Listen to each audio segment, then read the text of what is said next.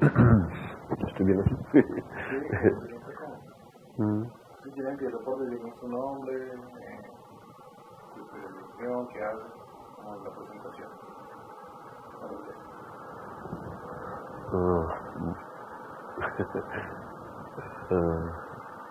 Buenos días, yo soy Ariel Alarcón Prada, soy psiquiatra y psicoanalista.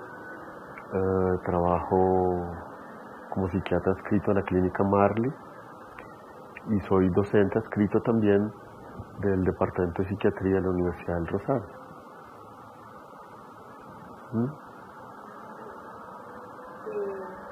¿Qué es la depresión? Mira, la depresión clínicamente considerada es, para definirlo en pocas palabras, es una tristeza patológica, no es una tristeza normal. Del cuadro clínico se parece mucho a la tristeza como cuando alguien ha tenido una pérdida muy importante, pero lo que pasa es que no ha tenido ninguna pérdida o la pérdida que ha tenido no es tan significativa como para que la persona se sienta tan triste, ¿no? Es una enfermedad mental, sin ninguna duda, cuyo síntoma principal es una tristeza muy profunda, pero es una tristeza patológica.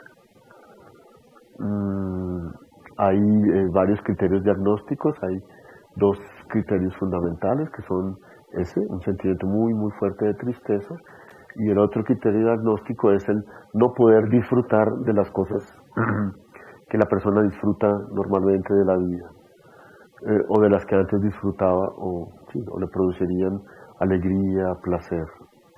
Entonces cuando se juntan esos dos elementos más otros más, entonces durante un tiempo prolongado, un tiempo más de 2 o 3 semanas, sin que exista una causa desencadenante, o como decía hace un momento, la causa desencadenante de pronto no explica la profundidad de la depresión, entonces se considera que la persona tiene un episodio depresivo, un trastorno depresivo.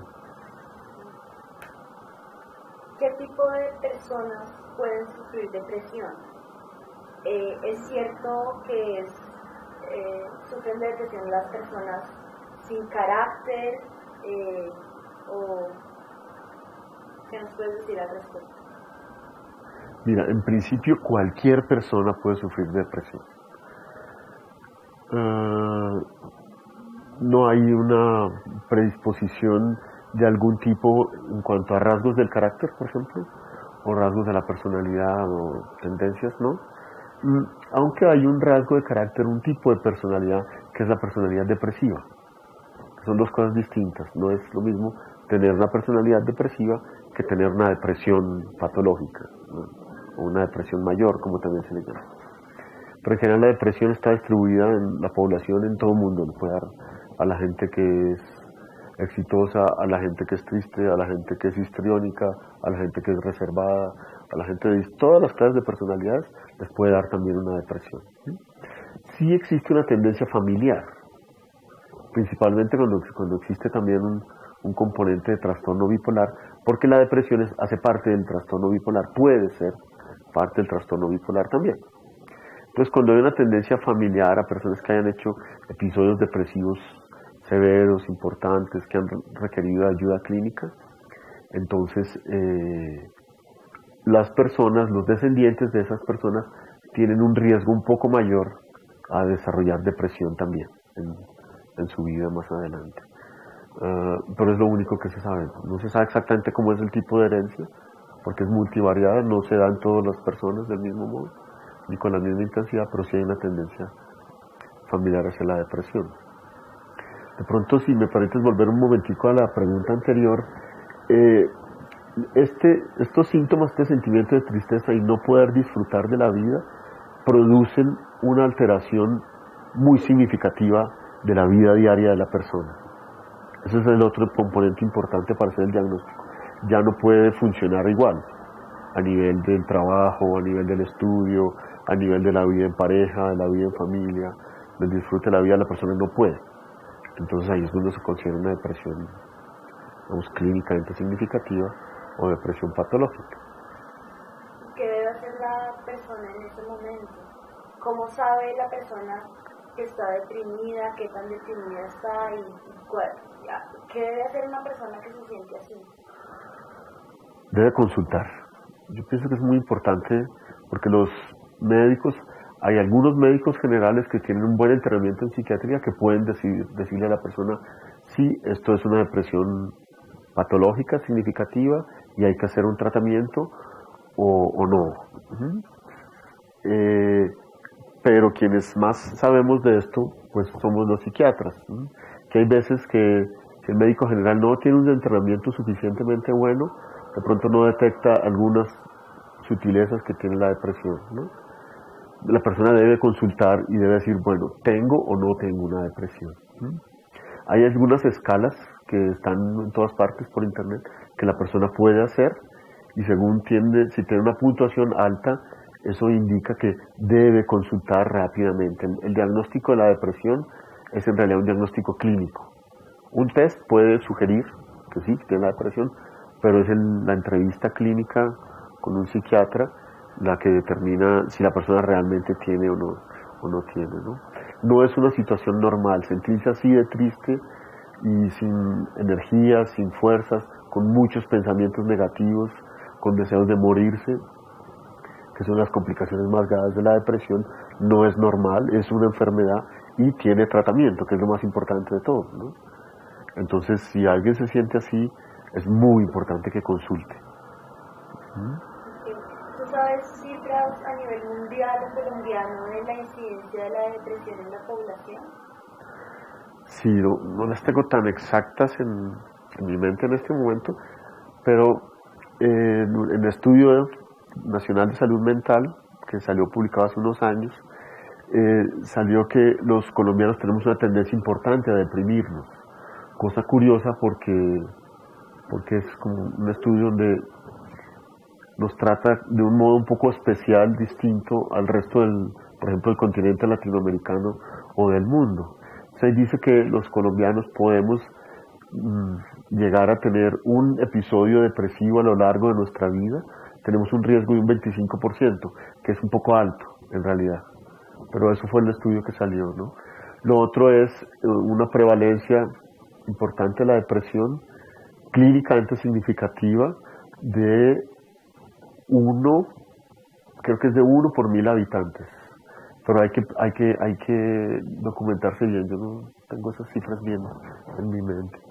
¿Qué episodios pueden disparar una crisis depresiva en una persona? Es una pregunta muy buena y es una pregunta a veces difícil de contestar con exactitud. Se supone que el estrés, periodos de estrés, pueden disparar una depresión más significativa o situaciones de duelo en general.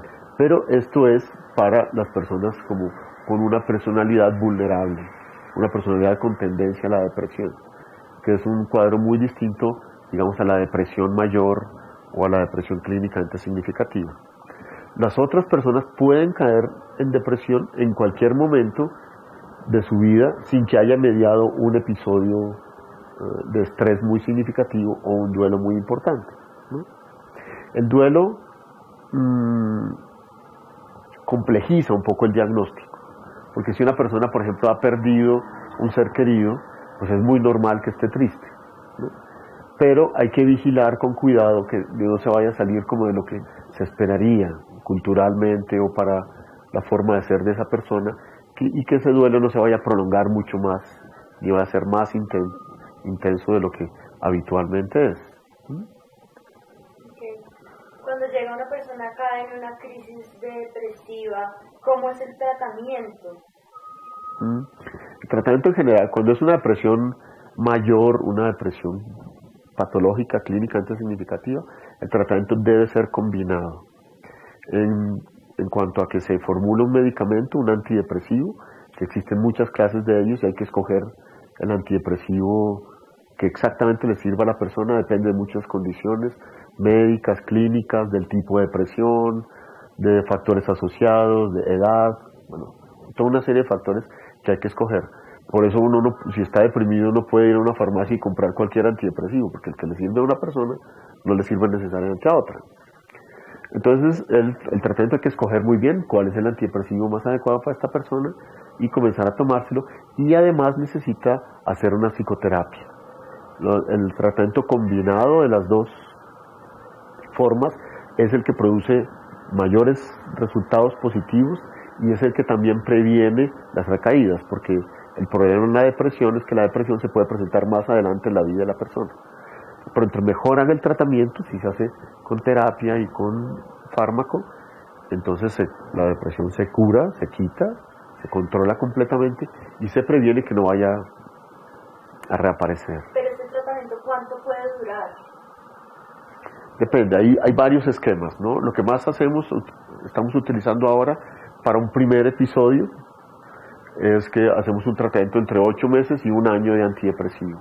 En general hoy en día estamos prefiriendo llevar a los pacientes hasta el año, con el fin de, como te decía, prevenir las recaídas.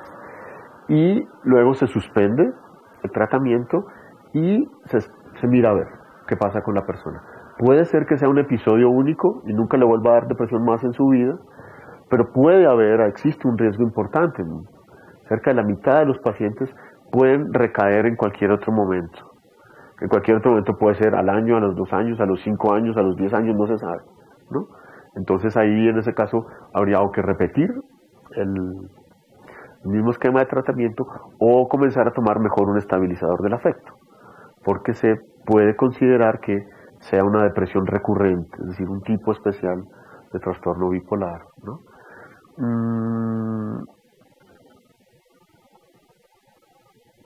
Sí, te iba a decir algo más con respecto al tratamiento. Y una cosa importante a tener en cuenta es que el tratamiento no es eficaz al principio. Es decir, la persona comienza a tomarse el medicamento y sigue sintiéndose igual de deprimido que siempre, ¿no? A veces pasan 4, 6 o hasta 8 semanas antes de que la persona se sienta realmente bien. Entonces, es bueno que todo el mundo sepa eso. Que no es que el tratamiento haya fallado, sino que es que todavía no es el tiempo necesario de que haya transcurrido para que el tratamiento funcione. Por eso es tan importante la terapia combinada, porque al principio se puede dar mucho apoyo psicológico mientras que el fármaco cumple su función. ¿Mm? ¿Es cierto que las drogas psiquiátricas, y los antidepresivos crean dependencia? No, los antidepresivos no. Otros medicamentos sí, los tranquilizantes, las benzodiazepinas sí pueden generar una dependencia física y psicológica. No, el antidepresivo no. Un antidepresivo se puede suspender en cualquier momento y la persona no hace síndrome de abstinencia.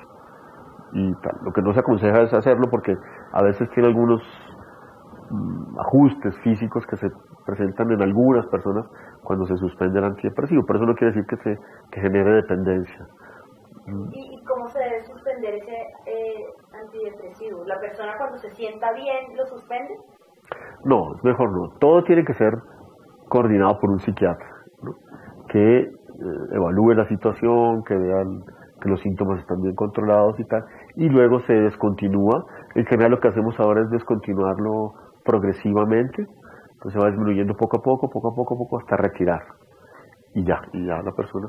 Pero vale la pena que esté como pendiente de que se vuelve a sentir deprimido, nuevamente consulte a su psiquiatra, pero no es bueno suspenderlo abruptamente, como tampoco es necesario tomar el antidepresivo permanentemente, por cuenta propia.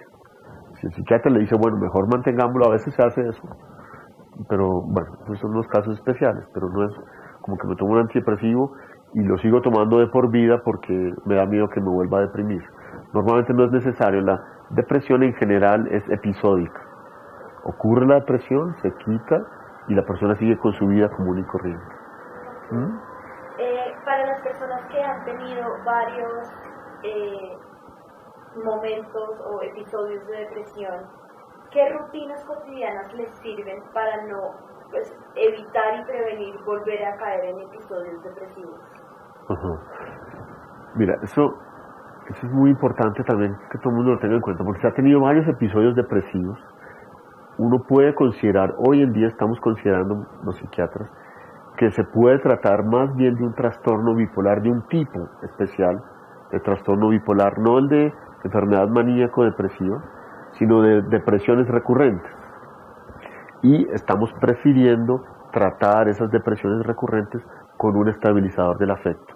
Eso es un medicamento que la persona debe tomar permanentemente para evitar que le den las crisis depresivas, ¿no? O para distanciarlas en el tiempo o atenuarlas en intensidad, ¿no? ¿Un estabilizador del afecto por el resto de su vida? Sí, tendría que tomarlo. ¿Y eso qué efectos secundarios tiene o depende? ¿Crea dependencia? No, tampoco crea tendencia, pero la ventaja es que no le dan las depresiones más. Producen algunas alteraciones, algunos casos mínimas, en otras importantes, entonces hay que vigilar. Por eso es una cosa que tiene que ser siempre supervisada por un psiquiatra. Los estabilizadores del afecto, el más común, el conocido, es el litio, que se ve que además tiene un perfil muy importante en cuanto a prevención del suicidio. Si hay ideas de suicidio muy fuertes, el litio funciona muy bien. Y la persona es como, hoy en día llegamos a considerar incluso el trastorno depresivo crónico y recurrente casi como un trastorno metabólico, como decir, como si la persona tuviera hipotiroidismo o diabetes o alguna deficiencia metabólica en la cual necesita un suplemento metabólico permanente para estar estable durante su vida, ¿no? Entonces sí es así, permanente.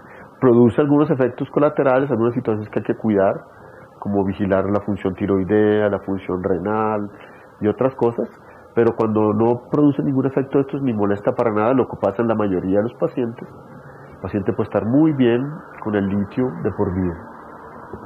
Y si hay problemas con el litio, hay otros 3 o 4 medicamentos adicionales que también se pueden utilizar.